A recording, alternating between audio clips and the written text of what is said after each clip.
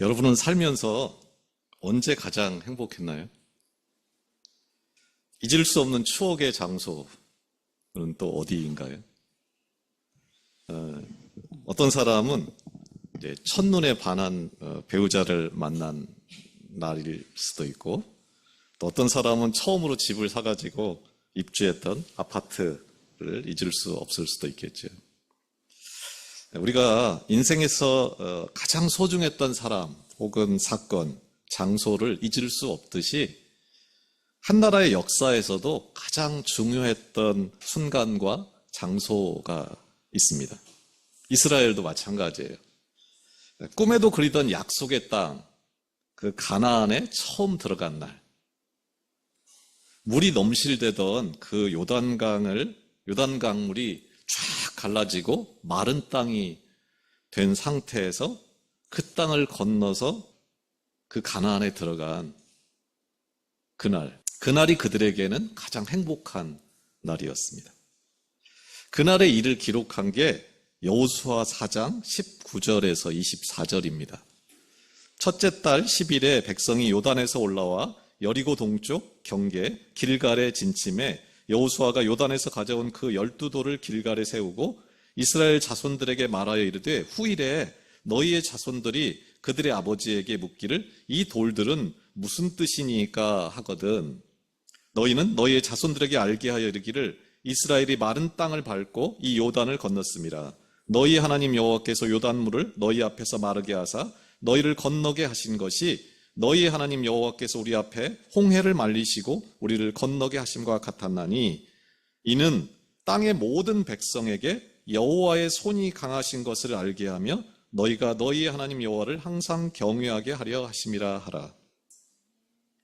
뭐를 알게 하려고 그 요단강을 건너자마자 12지파의 개수대로 돌 12개를 그 강물에서, 강물이 흐르니까 얼마나 돌들이 반질반질해졌을까요?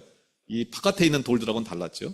그 큰 돌을 12개 가져다가 반원 형태로 둥그렇게 하고 그 돌을 새겨서 기념으로, 사람은 죽을지 모르지만 그 돌들은 영원히 있을 거라고 생각했기 때문에 누가 이 돌들을 왜 세웠냐, 이게 무슨 말인데? 라고 물으면은 모든 사람들에게 뭐를 알게 하려고 했다고 하냐면은 여호와의 손이 강하신 것을 알게 하려고 이것을 했다 하는 거예요. 이처럼 이 길갈, 우리로 치면 처음 입주한 아파트지요. 이 길갈은 아주 특별합니다. 하나님과 이스라엘이 언약을 맺고 그 언약의 그 증거물로 지파의 숫자대로 12개의 돌을 병풍처럼 세웠습니다. 그 돌들을 세운 이유가 뭐냐면 여호와의 손이 강한 것을 알게 하려고 했다. 다시 말하면은 우리 인생을 가장 기쁜 시간, 가장 행복한 장소에 머물도록 하는 힘이 오직 여호와의 손이 우리와 함께 할 때라는 것을 알게 하려는 것이라는 거예요. 이곳을 차지하면은 행복의 문이 열리고 이곳을 빼앗기면 불행의 문이 열리는 그 상징적인 장소, 이게 길갈입니다. 길갈.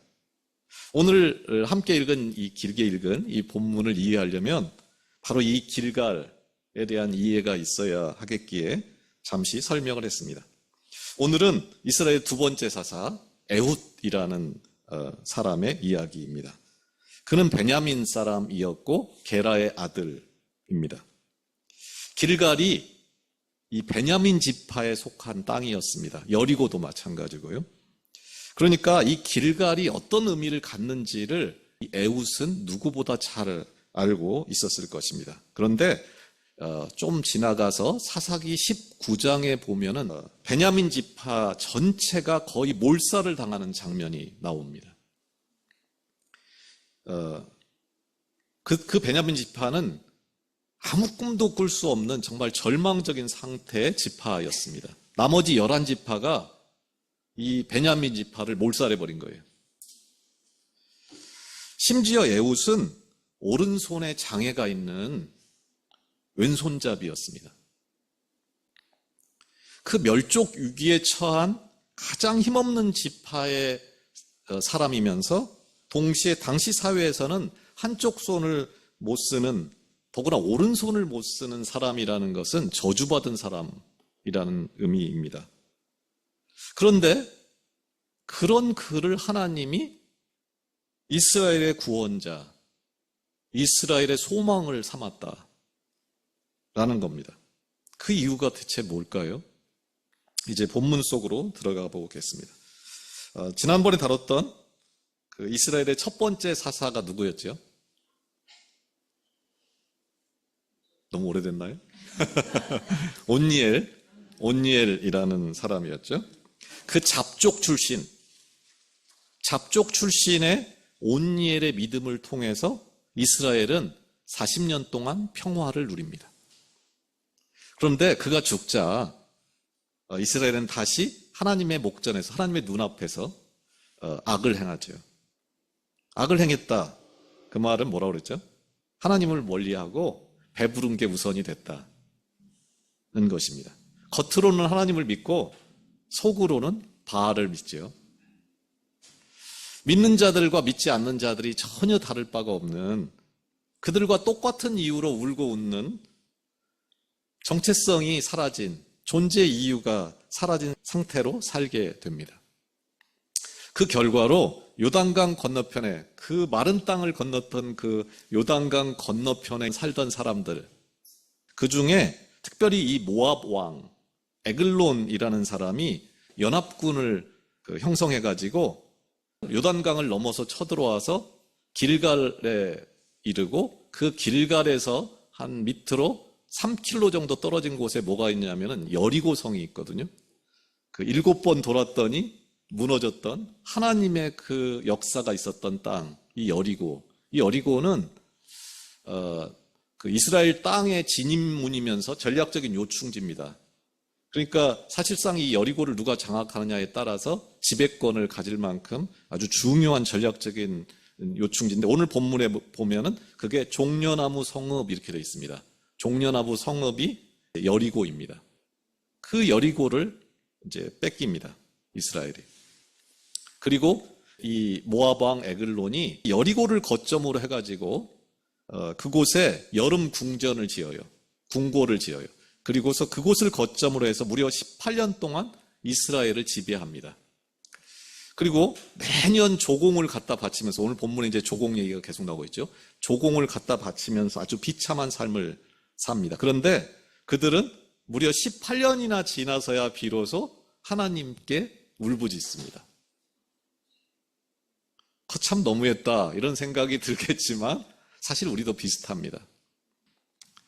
우리 삶이 얼마나 비참하고 더러워졌는지를 전혀 모른 채 수십 년 세월이 그냥 지나가는 게 비일비재하지요. 그들의 울부짖음을 듣고 하나님이 세운 구원자, 사사가 바로 베냐민 지파 출신의 장애인 에훗입니다. 아마 어떤 식으로든 이 에훗이 하나님의 부름을 받았구나 하는 것을 주변 사람으로 알만한 어떤 사건이나 일들이 있었던 것 같고, 이제 그 여리고에 머물던 그 모압 왕 에글론에게 조공을 바치는 사절단의 대표로 이 에훗을 세웁니다. 그때 에훗은 하나님의 영에 사로잡혀서 이 모압 왕 에글론을 암살하려는 어떤 계획을 세웠던 것 같아요. 오늘 본문 3장 16절에 보면은 에훗이 길이가 한 30-40cm 정도 되는 그 좌우에 날선 칼, 양쪽에 날이 있는 칼, 이게 당시에는 없던 종류의 칼입니다. 근데 이게 아주 특수하게 찌를 생각을 하고, 오늘날로 치면 주문 제작을 했다고 해야 되나? 아주 그 치밀하게 이 칼을 제조를 해가지고 그의 오른쪽 허벅지 옷 속에 이렇게 묶습니다. 그가 왼손잡이였으니까 오른손잡이라면 당연히 왼쪽에 그 칼을 놓고 쉽게 빼게 하겠지요. 그런데 얘가 왼손잡이였으니까 오른쪽 허벅지에 그 칼을 이렇게 꽂고 그 사절단의 대표로 모압 왕이 머물고 있는 여리고를 향해서 출발을 합니다. 당시에는 거의 모든 사람이 다 오른손잡이였기 때문에 칼집을 왼쪽에 차는 게 거의 정상적이기 때문에 검문 검색, 오늘로 하면 공항 검색을 한다든 이런 거랑 똑같지요. 그 검문 검색을 할 때 다 어디를 보냐면 왼쪽 다리에 칼이나 이런 위험한 물건이 있는지를 확인하는 방식으로 진행한 것 같습니다. 에훗은 그 허점을 파고든 것이죠. 아마 나름대로 치밀하게 계획을 세우고 수도 없이 한 번에 찔러서 즉사를 시키는 그 암살 그 계획을 세우고 연습을 정말 수도 없이 했겠죠. 만약에 실패하면 자기만 죽는 게 아닙니다. 자기 동족 전체가 정말 엄청난 학대 가운데 빠지는 위험한 상황이니까 그냥 한두 번 생각만 한 게 아니고 잠을 자면서도 모의 연습을 했겠지요.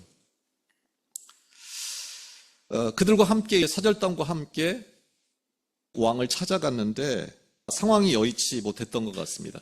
도저히 죽일 틈을 찾지 못하고 조공만 바치고 그저 돌아옵니다. 돌아오면서 에훗은 함께 왔던 사람들은 다 돌려보내고 자기 혼자 어디로 가냐면은 인근에 있었던 길갈로 향합니다. 오늘 본문은 이 길갈을 뭐라고 계속 설명하냐면 돌 뜨는 곳, 참 어려운 말이지요. 그 세워진 돌에 이렇게 신의 형상을 새겨넣거나 이렇게 파내는 돌을 떠가지고 채석장 돌을 떠낸 게 아니고 돌에 신의 형상을 새기느라고 돌을 파내거나 한 것들, 그러니까 우상단지라고 하죠. 여호수아의 돌들을 12개씩 세워놨잖아요. 아마 극단적으로 말하면 그 12개의 그 거룩한 돌에도 아마 형상을 막 새겨놨을 것 같습니다.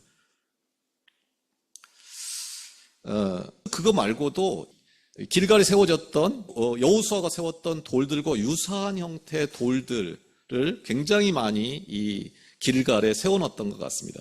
그래서 뭐가 진짜고 뭐가 가짜인지 도대체 완전히 분별을 할 수 없는 땅, 가장 거룩한 곳이 가장 더러운 것이 되는 것은 순식간이죠. 사람도 그렇잖아요. 우리 주변에. 그런 것처럼 이 길갈이 갖는 그 정말 소중하고 좋았던 그곳이 가장 더러운 곳으로 변질된 그곳에 이 에훗이 찾아간 겁니다. 에훗이 함께 왔던 모두를 돌려보내고 홀로 길을 가다가 길갈에서 오늘 본문에 보면 180도 방향을 바꿉니다. 이 성경 용어로 보면 슈브라고 하는데 회개한다는 말입니다. 성경에 1000번 이상 나오는 단어인데 성경에 나오는 가장 중요한 히브리어 단어 몇 개 중에 하나입니다. 이 에훗이 길갈에 갔다가 그 돌들이 있는 곳 어딘가를 보고 180도 방향을 바꿉니다. 길갈에 그 세워졌던 돌기둥, 그것을 보고 마음이 뜨거워졌던 것 같습니다. 중요한 것은 자기의 손이 아니고 내 왼손이 있느니 없느니 오른손이 있느니 없느니가 아니고 하나님의 손이 강한 거였구나. 그것을 에훗이 깨달았습니다. 그 강한 손이 함께할 때 그 요단강을 마른 강처럼, 마른 땅처럼 건넜음을 확실히 기억한 것입니다. 그는 이제 확신을 가지고 홀로 단신으로 적진을 향해 돌진합니다. 에훗의 마음이 하나님께로 돌아서자 어떻게 이렇게 이런 일이 가능하지? 할 만큼 모든 상황이 물 흐르듯이 자연스럽게 풀려갑니다. 이스라엘이 처음 여리고를 점령할 때처럼 하나님의 손이 이 일을 했다고 밖에는 설명할 수 없는, 그렇게 고백할 수밖에 없는 일들이 쫙 펼쳐집니다. 이제 그 이야기를 잠깐 해보죠. 아마 에훗이 가다가 돌아오는 그 모든 것들을 그 모압 왕 에글론은 다 보고를 받았을 것입니다. 에훗은 궁궐에 도착하자마자 모압 왕에게 전가를 넣습니다. 에글론 앞에 선 에훗이 말합니다. 왕이시여, 제가 은밀히 전할 말이 있습니다. 은밀히 전할 것이 있습니다. 그 우상들로 가득한 길갈에서 돌아왔음을 다 이미 보고받은 에글론은 그가 신의 계시를 받고 왔을 거다 이렇게 생각을 했겠죠. 더구나 오른손에 장애가 있는 사람이라는 면에서 약간 방심을 하고 이 에글론이 명령을 내립니다. 다 물러가라. 조용히 해라. 마침내 모압 왕 에글론의 방에 독대를 하게 되죠. 독대를 하게 된 이 에훗이 손가락으로 하늘을 가리키면서 뭐라고 말하냐면은 왕이시여 하나님의 명령을 받들어 왕께 드릴 말씀이 있습니다. 이러면서 위를 가리키는데 당시에는 아무리 왕이라 그래도 하늘의 명령을 받을 때는 예를 갖춰서 공손하게 자리에 앉아있지 못하고 일어서는 어떤 관습이 있었던 것 같습니다. 그러니까 이 말을 듣고 앉아있던 그 왕좌에서 일어납니다. 에글론이 송아지라는 말이에요. 송아지, 아주 통통한 송아지, 제물로 바쳐지는 그 통통한 송아지, 그러니까 살찐 송아지처럼 아주 비둔한 이스라엘로부터 조공을 받고 받아서 너무 많이 먹어가지고 이게 둥글다는 의미도 있는데 배가 이렇게 둥그럴 만큼 완전히 배둘렘이 된 거죠. 툭툭해가지고 일어나는데 아마 좀 어려웠겠죠.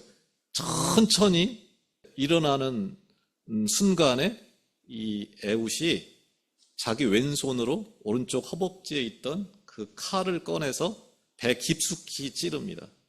온 힘을 다해서 찔렀더니 오늘 본문에 나오는 것처럼 칼끝이 등 쪽으로 나왔다. 그리고 얼마나 세게 찔렀는지 칼 손잡이까지 배에 들어가 버렸다 이거예요. 원래는 찌르고 빼야 되잖아요. 빼야 되는데 손잡이까지 들어가 버렸기 때문에 이 에훗이 칼을 못 뺀 거예요. 못 뺀 거예요. 그런데 그 에글론의 배 안에 뭐가 많았냐면은 기름덩어리, 하도 많이 먹어서 지방이 가득했죠. 기름이. 그 칼이 들어가니까 칼날에 기름기가 달라 엉겨 붙었다. 그리고 오늘 본문에 해석이 안 돼 있는데 그러니까 원래는 피가 철철 나와야 되는데 그게 피가 안 나오고 그 몸에서 뭐가 나왔다고 사실은 번역은 안 돼 있는 뭐가 나오냐면 오물이 튀어나왔다. 그러니까 우리말로 하면 똥이 그 배에서 흘러나온 거예요. 에훗은 신속하게 현관으로 나와서 다락문들을 닫고 뒤에서 잠그고 유유히 궁궐을 빠져나가서 길가를 거쳐서 스이라로 도망가서 그곳에서 전쟁 나팔을 붑니다. 근데 에훗이 나간 후에 이 신하들이 와서 보니까 다락문이 잠겨 있고 똥냄새가 진동을 하는 것이죠. 이게 다 하나님이 하셨다고 밖에는 말할 수 없는 일들인데 피냄새가 진동을 했다면은 당장 부수고 들어와서 이 에훗이 사로잡혔겠지요.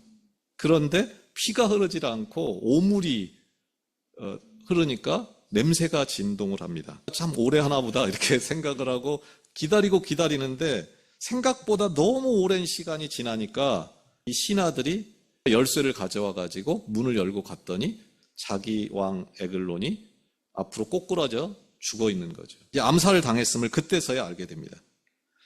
그 시간, 그 꽤 긴 시간을 번 이 에훗이 길가를 지나서 스이라를 지나서 거기서 전쟁 나팔을 불어서 사람들을 모아서 요단강 나루터를 점령합니다. 왜 그렇게 하냐면은 이 여리고에서 이제 왕이 죽으니까 허겁지겁 자기들이 요단을 건너서 자기네 땅으로 도망을 가야 되는데 요단강을 건너서 가야 되는 거죠. 그곳에 기다리고 있다가 모든 모압의 군인들을 몰살합니다. 본문에 보면 10,000명을 죽였는데 한 사람도 도망치지 못하게 다 죽였다. 그리고 이스라엘은 80년간의 가장 긴 평화를 누리게 됩니다.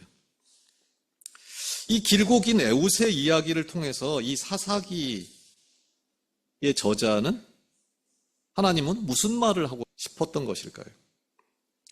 나라를 잃고 바벨론 포로로 끌려가서 비참한 삶을 살던 그들에게 전하고 싶었던 메시지가 과연 무엇이었을까요? 그리고 오늘 이 시대 우리에게는 이 이야기를 통해서 무엇을 말씀하고 싶었던 것일까요? 그것은 가장 비참한 순간에 어디로 돌아가라는 말이냐면 길갈로 돌아가라. 길갈에서 길을 찾으라. 그 첫 만남, 첫사랑을 회복해라. 라고 하는 것입니다.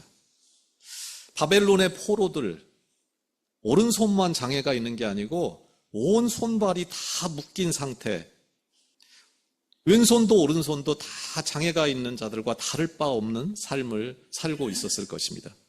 나라를 찾는 거는 애당초 불가능하고 그저 현실과 타협하고 애웃과 함께 조공을 바치러 왔던 사람들처럼 뭔가 생각은 있었겠지만 빈손으로 돌아갈 수밖에 없는,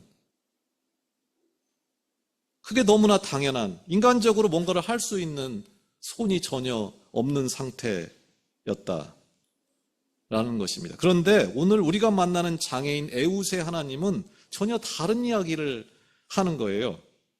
하나님은 한 사람이면 충분하다고 말씀합니다. 여리고를 되찾고 길갈을 되찾고 이스라엘을 되찾는 일은 조공을 바치던 사절단 전체가 아니고 에웃 한 사람으로 충분했다라고 말씀하는 겁니다. 그것도 오른손에 장애가 있고 지파가 다 쑥대밭이 되어버려가지고 변변히 도와줄 친인척이 하나도 없는 그런 사람 하나여도 아무 문제가 없었다 말합니다.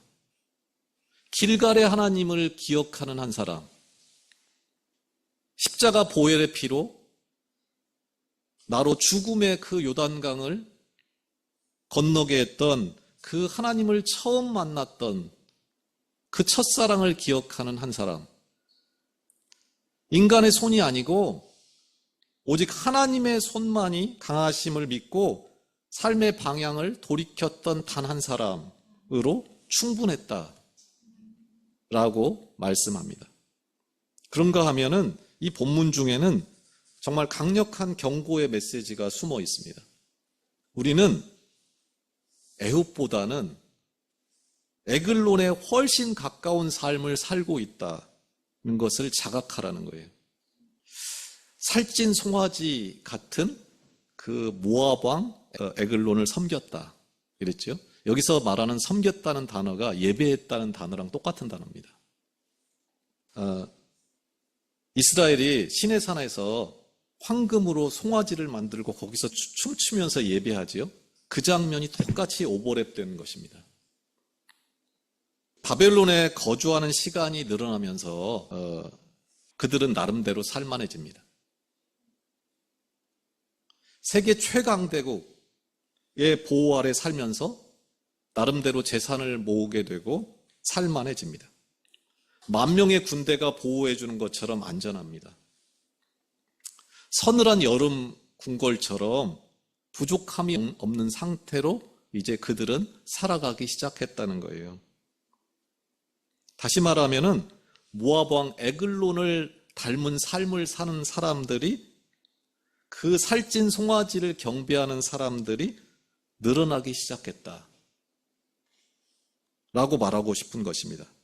그런데 그 에웃의 칼, 하나님의 말씀의 칼이 그 에글론의 배에 들어가자 그 더러운 냄새가 진동하는 그 배설물이 튀어나온 것처럼 아무리 그럴듯하게 자기를 합리화하고 아무리 그럴듯한 핑계를 대도 하나님의 말씀의 칼이 들어갈 때, 에웃의 칼이 들어갈 때 그 모든 것은 다 실체가 드러나게 되어 있다 라고 하는 것을 생생하게 이미지로 보여주는 것입니다. 이걸 절절히 깨달은 사람이 있었어요. 그게 사도 바울입니다. 그는 이렇게 고백합니다. 빌립보서 3장 7절에서 8절입니다. 그러나 무엇이든지 내게 유익하던 것을 내가 그리스도를 위하여 다 해로 여길 뿐더러 또한 모든 것을 해로 여김은 내 주 그리스도 예수를 아는 지식이 가장 고상하기 때문이라. 내가 그를 위하여 모든 것을 잃어버리고 배설물로 여김은 그리스도를 얻고. 그럼 그걸 본 거예요. 어디 그 시대뿐일까요? 그 에글론을 섬기는 이스라엘의 모습은 오늘 현대를 살아가는 우리의 자화상입니다. 늘 세계 최고를 부러워하고 가장 최고로 많이 갖는 것을 꿈꾸는, 그걸 목표로 하는 우리의 삶도 다를 바가 없음을 고백하지 않을 수 없습니다. 그런데 그 결과로 가득 채워지는 것들이 오물덩어리에 불과한 것을 알고 애우처럼 돌아서라, 그 간곡한 요청이 오늘 본문에는 담겨 있는 것입니다. 이제 말씀을 정리하려고 합니다. 우리는 지금 길갈을 점령당하고 여리고를 점령당한 시대, 하나님의 목전에서 악을 행하는 시대를 살고 있습니다.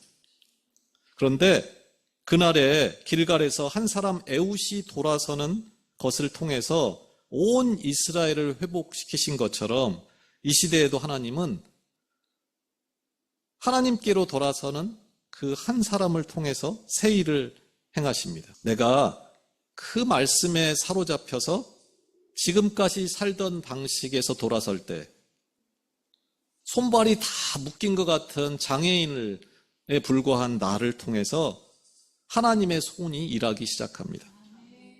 그때 진정 내 가족이 살고 내 교회가 살고 내 나라가 다시 삽니다.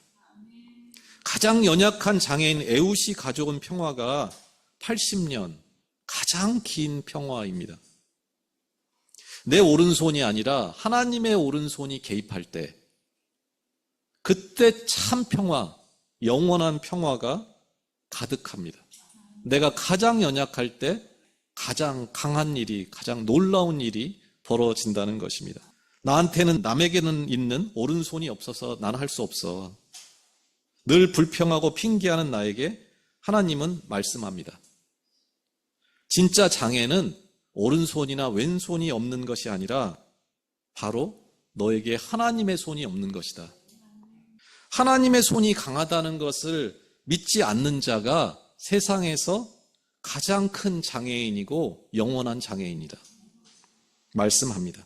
하나님의 손이 강함을 기억하는 자 한 사람을 통해 이 시대는 회복될 것이고 우리 자녀, 우리 가정은 회복될 것입니다. 그 믿음으로 나 혼자라도 이 시대에 하나님의 특공대원 에웃이 되기를 결단하는 은혜가 있기를 예수님 이름으로 축원합니다. 기도하겠습니다. 하나님, 저는 장애인입니다. 내 안에 하나님의 강한 손이 없으니 나는 무늬만 그리스도인인 장애인입니다. 하나님, 저를 고쳐주시옵소서. 하나님, 나는 에웃보다 에글론의 1000배나 더 가까운 상태입니다. 내 안에는 부패한 오물덩어리가 가득하고 욕심덩어리가 가득합니다. 이 시간 말씀의 칼로 내 안에 모든 더럽고 추한 것들을 도려내시고 에웃처럼 길갈에서 하나님의 음성을 듣고 하나님의 손이 강함을 전적으로 신뢰하는 결단의 믿음을 허락해 주시옵소서. 우리 삶이 휘청되고 우리 판단이 모호할 때, 내가 뭐하며 사는 것인가 의문이 들 때, 늘 길갈의 하나님 그 첫사랑을 기억하게 하옵소서. 찢긴 마음, 그 찢긴 삶에 갈보리 언덕에 흘린 생명 주신 예수님을 영원히 사랑하고 그 영원하신 약속의 말씀에 의지하여 길갈에서 방향을 틀던 에웃의 믿음이 우리에게 주어지기를 간절히 원하며 예수 그리스도의 이름으로 기도합니다. 아멘.